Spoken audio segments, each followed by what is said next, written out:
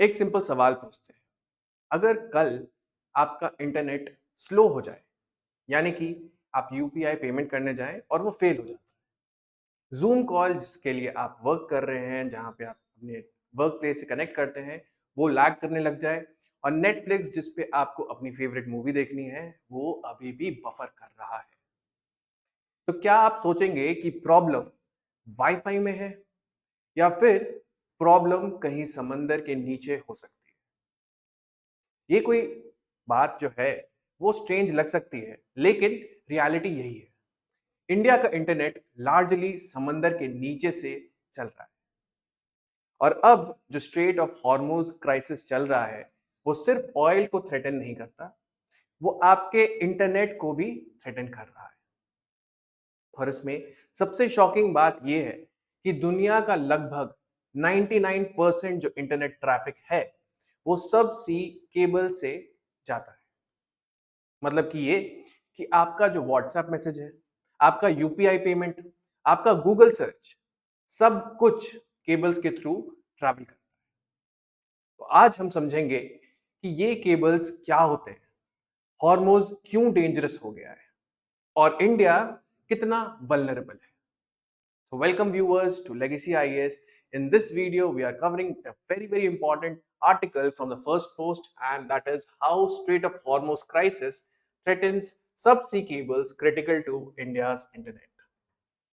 तो सबसे पहली बात, let us first understand what are sea और subsea cables. तो सबसे पहले यही समझते हैं कि सबसी केबल्स जो है वो क्या होते हैं। ये नॉर्मल वायर्स नहीं होते, ये फाइबर ऑप्टिक केबल्स होते हैं जो समंदर के नीचे बिछे होते हैं। Let me make this real for you.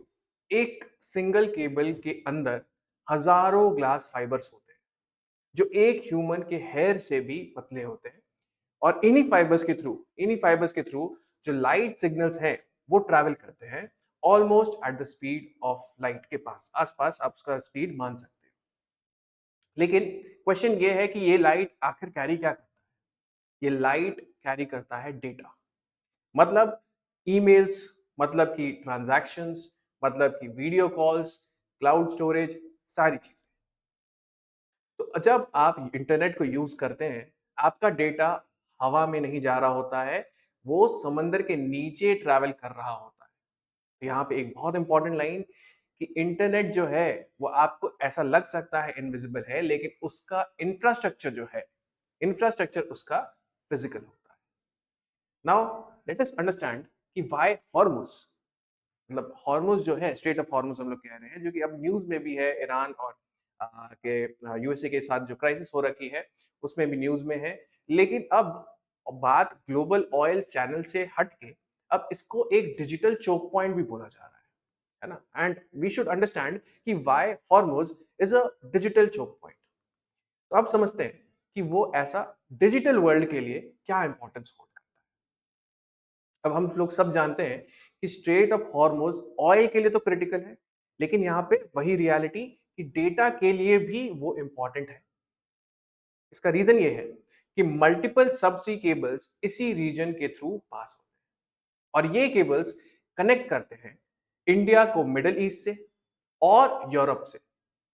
अब यहाँ एक इंपॉर्टेंट कॉन्सेप्ट आप समझिए, चोक पॉइंट, है ना, जैसे हमने टर्म दिया है डिजिटल चोक पॉइंट। मतलब ये है एक नैरो रूट जहां से सब कुछ पास होता है। अब आप सोचो, इंडिया का डेटा यूरोप तक जा रहा है और वो डेटा एक नैरो कॉरिडोर से गुजरता है। जब कुछ चीज कॉन्सेंट्रेटेड होती है तो वो वल्नरेबल बन जाती है, उसकी जो वल्नरेबिलिटी रिस्क है वो काफी ज्यादा बढ़ जाती है। तो अब इसमें प्रॉब्लम क्या है कि ये रीजन अब कॉन्फ्लिक्ट जोन बन गया है, यानी कि ईरान यूएस के टेंशंस, नेवल एक्टिविटी और कॉन्टिन्यूअस मिलिट्री प्रेजेंस। मतलब कि यहाँ पे जो सिंपल बात समझने की ये है कि जहां से ऑयल फ्लो होता है वहीं से डेटा फ्लो भी हो रहा है। And that is why we call it a digital choke point. अब आगे देखते हैं कि व्हाट आर द रिस्क्स, मतलब ऐसे कौन से रिस्क्स हैं जो कि हम लोग इसके डिसरप्शन से देख पाएंगे, है ना। मतलब इससे जो रिस्क जो इरप्ट होता है वो क्या है। तो यूजुअली लोग सोचते हैं कि केबल्स सिर्फ अटैक से ही डैमेज होते हैं, लेकिन रियलिटी क्या है? रियलिटी ये है कि 70 to 80% जो डैमेज है वो एक्सीडेंटल होता है। कैसे? शिप्स के एंकर से, फिशिंग एक्टिविटी से।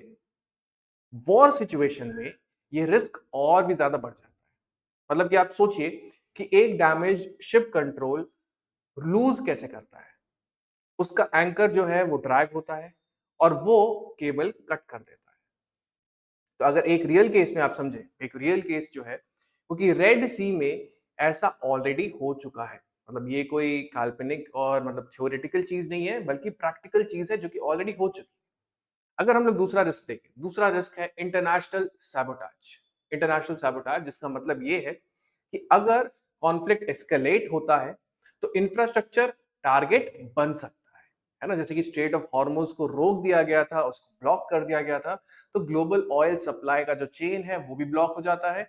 उसी तरीके से इसको भी जानबूझकर, नॉट एक्सीडेंटली बट जानबूझकर इसको भी काटा जा सकता है। अब इसमें सबसे अंडर एस्टिमेटेड बात यह है, वो है रिपेयर की। यानी कि केबल रिपेयर, अगर एक बार वो डैमेज हो गया तो उसका जो केबल रिपेयर है वो भी सिंपल नहीं होता है। उसका प्रोसेस क्या है?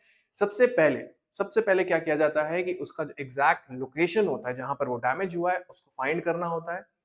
फिर स्पेशल रिपेयर शिप भेजना पड़ता है।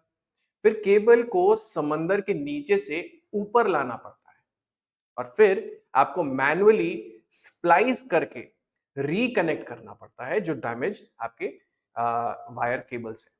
ठीक है। तो और ये सब ऐसा नहीं है कि मतलब बहुत जल्दी हो जाता है। All of this will take days to week, मतलब बहुत लंबा समय ले सकते हैं। जहाँ पे जो इतना फास्ट पेज वर्ल्ड में जिसमें हम लोग रहते हैं, जहाँ पे डिजिटल कनेक्टिविटी इतनी इंपॉर्टेंट है, कितने सारे बिजनेस एक्टिविटीज को रन करती है, कितने सारे ई कॉमर्स एक्टिविटीज को रन करती है, जिसमें हर एक मिनट बहुत इंपॉर्टेंट होता है। तो वहां पे आप सोचिए क्या इम्पैक्ट पड़ेगा अगर आप दिन और हफ्तों की बात कर रहे हैं। तो अब इस पूरे क्षेत्र में, वॉर जोन में ये और भी ज्यादा टाइम लेगा, है ना। ये जो रिपेयर की बात है, जो हम लोग हफ्ते और दिनों की बात कर रहे हैं, वो और ज्यादा एम्पलीफाई हो जाता है। तो सिंपल लाइन में अगर समझे तो केबल कट होना इजी है, लेकिन रिपेयर होना एक्सट्रीमली डिफिकल्ट है। ठीक है। अब इंडिया कैसे वल्नरेबल है ना, सबसे इंपॉर्टेंट बात कि how is India vulnerable and what is India's digital weakness. तो अब आप ये समझेंगे कि इंडिया के around 60% internet traffic west direction से आता है। मतलब ये कि यूरोप और मिडिल ईस्ट का रूट क्रिटिकल है हमारे लिए। अगर हॉर्मुज या नियर बाय रीजन इंपैक्ट होता है तो इंडिया का इंटरनेट स्लो हो सकता है। दूसरी चीज, इंफ्रास्ट्रक्चर लिमिटेशन, यानी कि इंडिया के पास बहुत लिमिटेड लैंडिंग पॉइंट्स है। इसका क्या मतलब है? इसका मतलब ये है कि हमारे पास जो ऑल्टरनेटिव रूट्स हैं वो भी बहुत कम है। Third, telecom dependency. Jio, Airtel, Tata सब इन केबल्स पर ही डिपेंडेंट है। और एक इंपॉर्टेंट चीज ये कि अगर एक केबल फेल होता है तो इंटरनेट बंद नहीं होता, लेकिन ट्रैफिक रीरूट होता है, स्पीड स्लो हो जाती है और लेटेंसी बढ़ जाती है। और अगर मल्टीपल केबल्स हिट होते हैं तो सीरियस डिसरप्शन हो सकता है। तो अगर हम लोग सिंपल शब्दों में समझें इस चीज को, तो वो ये है कि इंडिया का इंटरनेट फास्ट है, लेकिन वो फ्रेजाइल भी है। तो अब अगर इंडिया के बारे में ये है तो हम लोग समझते हैं एक बिगर ग्लोबल लेसन क्या है जो कि अराउंड द वर्ल्ड कंसर्न्स लेकर आ रहा है। That is data is the new oil. Data is the new oil. यानी कि पहले जो वॉर होते थे उनका बेसिस होता था ऑयल, है ना, ऑयल पर होता था। अब जो पूरा वॉर है वो एक डेटा पर भी डिपेंडेंट हो सकता है। यानी कि सब सी केबल्स मॉडर्न इकोनॉमी की लाइफलाइन बन चुकी है। अगर ये डिसरप्ट होते हैं तो बैंकिंग स्लो हो जाएगी, मार्केट्स इंपैक्ट हो जाएंगे, कम्युनिकेशन ब्रेक डाउन कर जाएगा। सबसे इंपॉर्टेंट, वॉर का जो नेचर है वो चेंज हो गया है।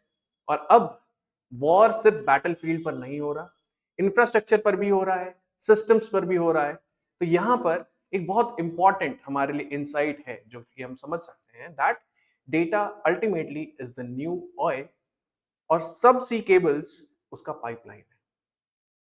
तो यहां पर एक फाइनल सवाल कि क्या आपका इंटरनेट सिक्योर है या फिर वो एक इनविजिबल रिस्क पर डिपेंड करता है। तो फाइनल टेक अवे है वो हम ये समझ सकते हैं कि मॉडर्न वर्ल्ड में सबसे बड़ा रिस्क वो होता है जो दिखता नहीं, है ना? और यहां पर जो सब सी केबल्स हैं वो एग्जैक्टली उसी इनविजिबल रिस्क की बात कर रहे हैं। Thank you so much.